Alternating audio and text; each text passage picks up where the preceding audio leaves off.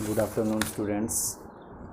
I hope all of you will be right and be safe. All of us will have to be safe in the era of epidemics, and also keep in mind that our education has climbed. So, so from today onwards, we are studying online. All of you know about that, and this is the time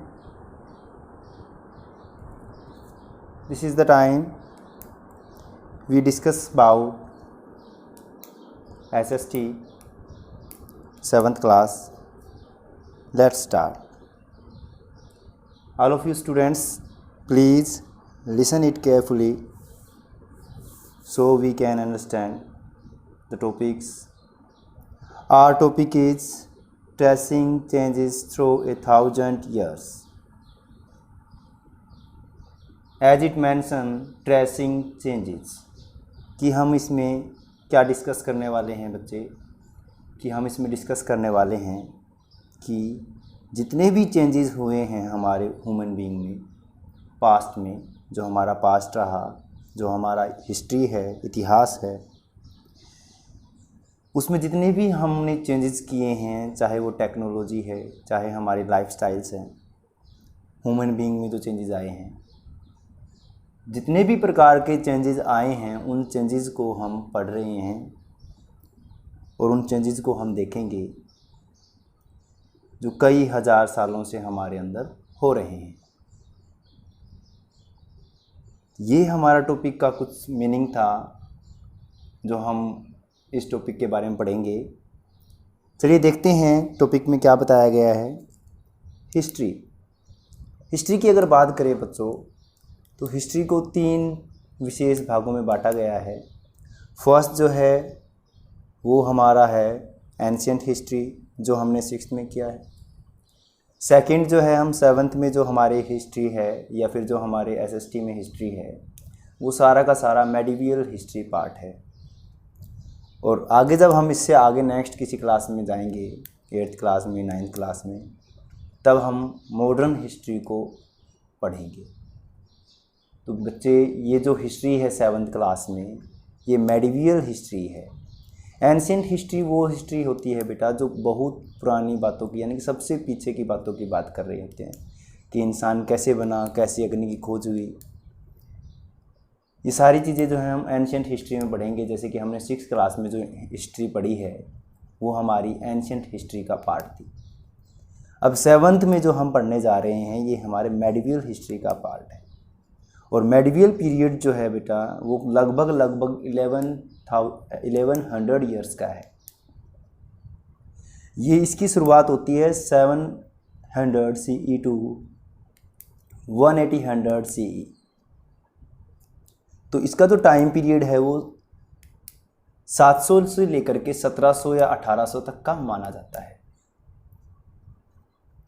चलिए पढ़ते हैं, शुरू करते हैं। First chapter, tracing changes through 1,000 year.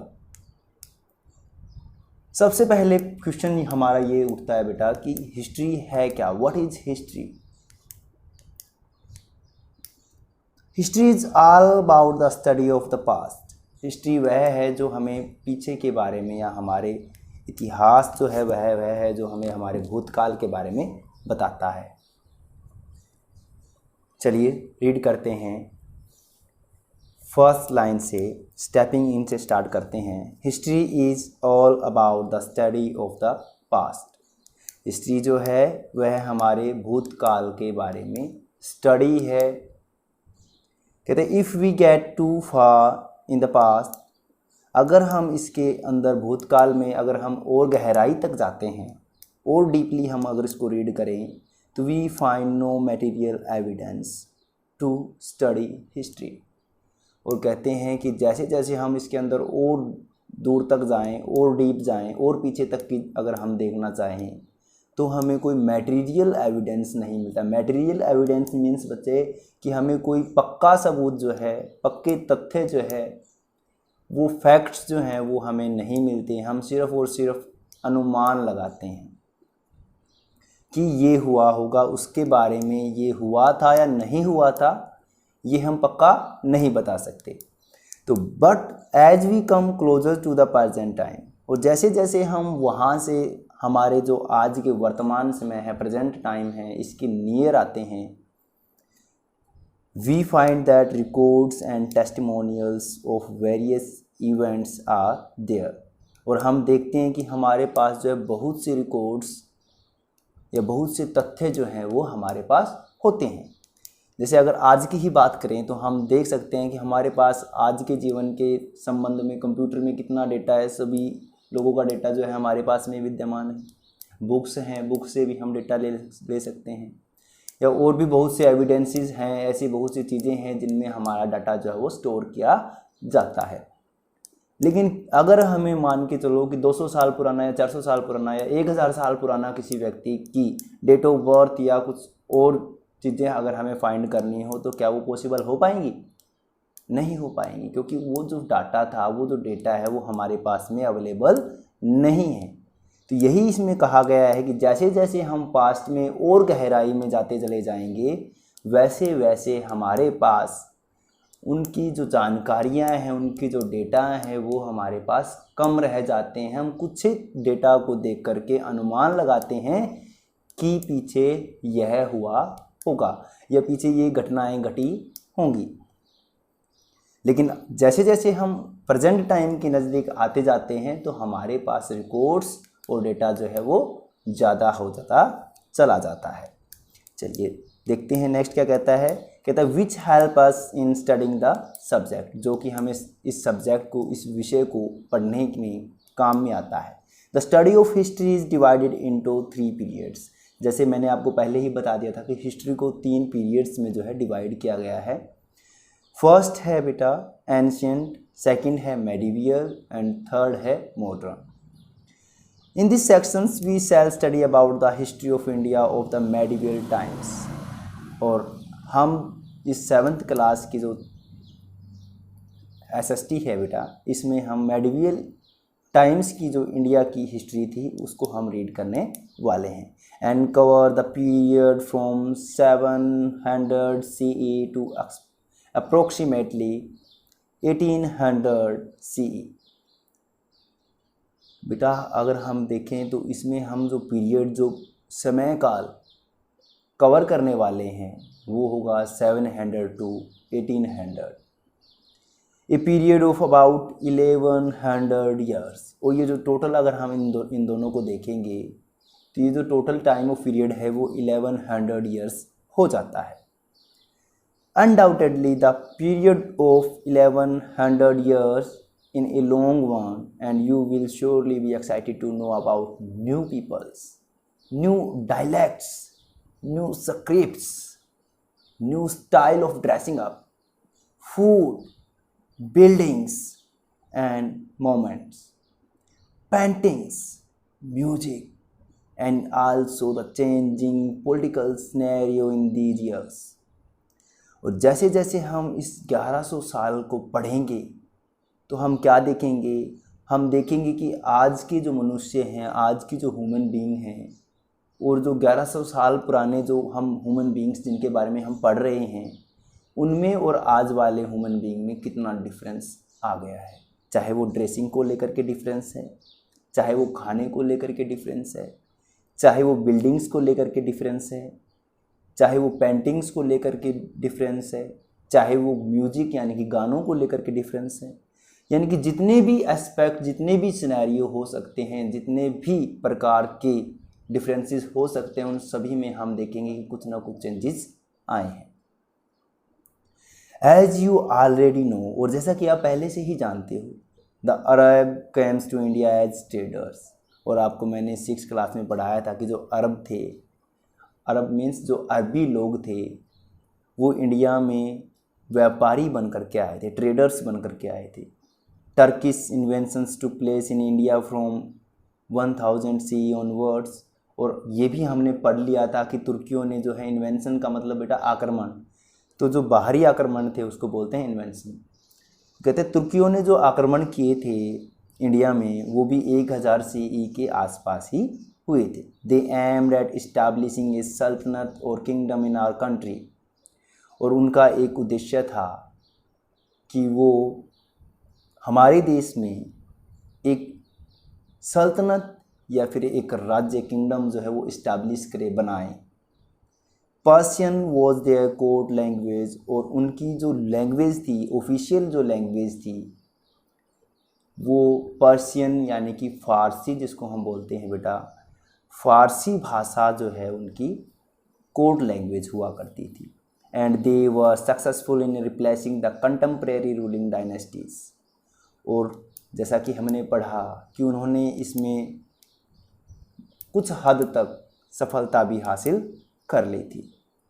Before this period also there was an extremely long period of struggle between various power among which the Pratiharas, the Palas and the Rashtrakutas were the prominent ones in northern India.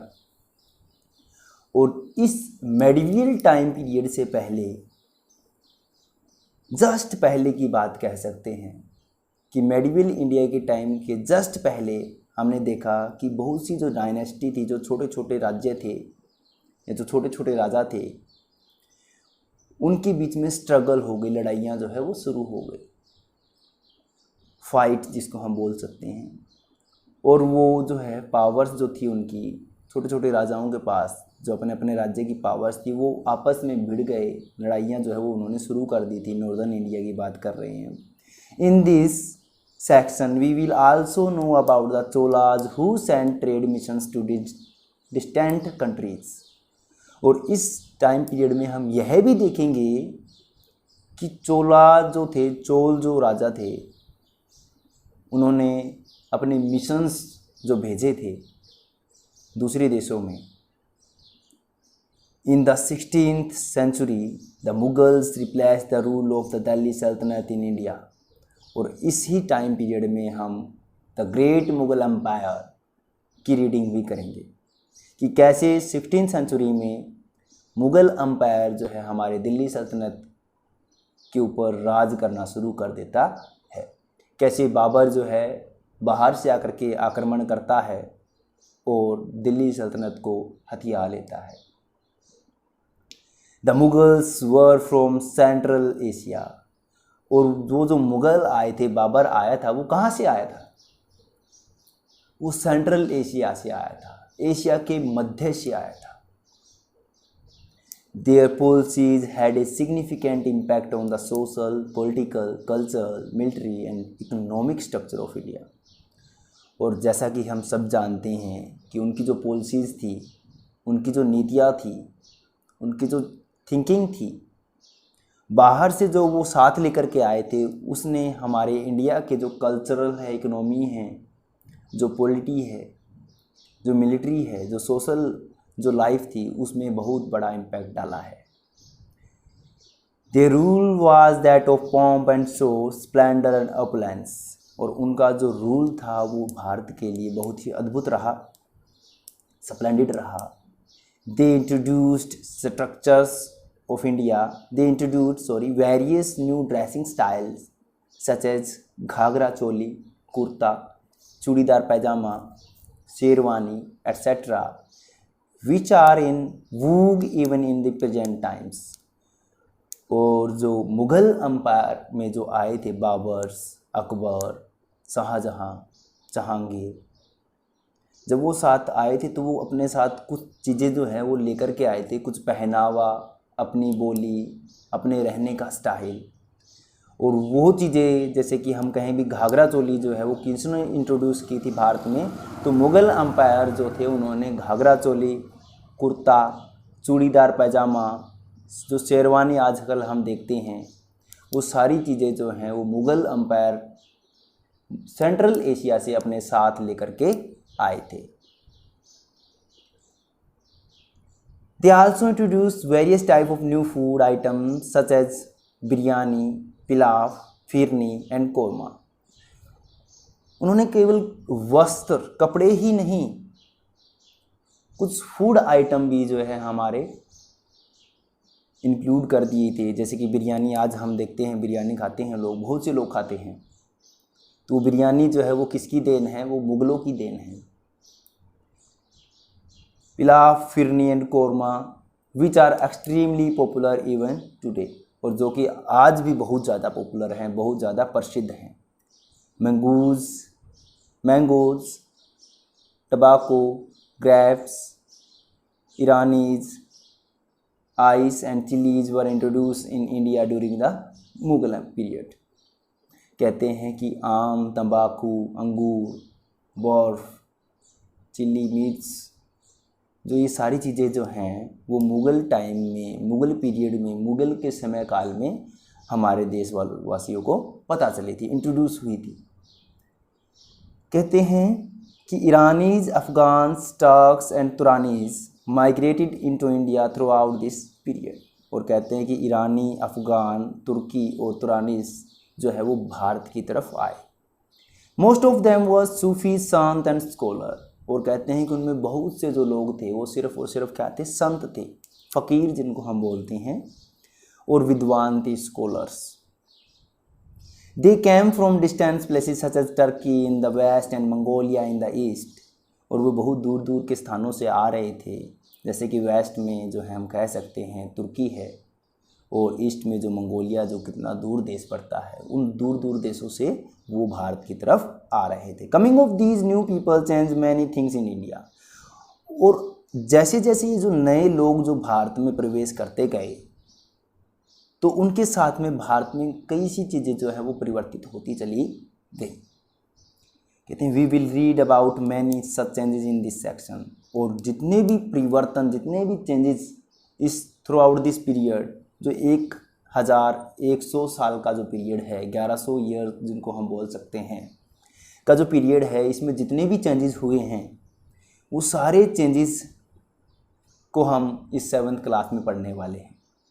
Hindustani, Gujarati, Kannada, Marathi, Rajasthani, Odia, Assamese and Bengali were some of the many languages which developed and flourished in various regions of India.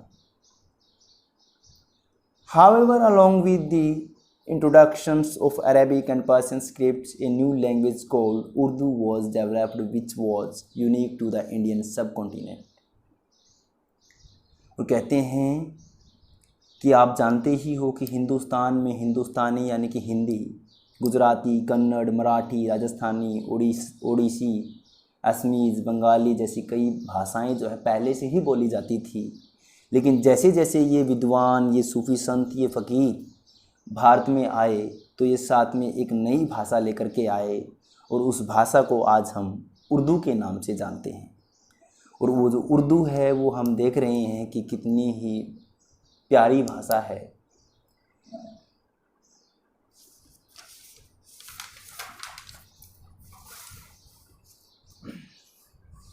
कहते हैं बेटा कि historical record exist in various languages, कि history के जितने भी records हैं, जो पुराने तथ्य हैं हमारे पास, बुक्स हैं या कुछ स्क्रिप्ट्स पे लिखा हुआ है या कुछ खुदाई करके लिखा हुआ है, जैसे भी हमारे पास में किसी भी प्रकार के रिकॉर्ड्स हैं वो वेरियस लैंग्वेजेस, अलग अलग भाषाओं में हैं, which have change considerably over the years, और जो कि सालों साल बदलते रहे हैं।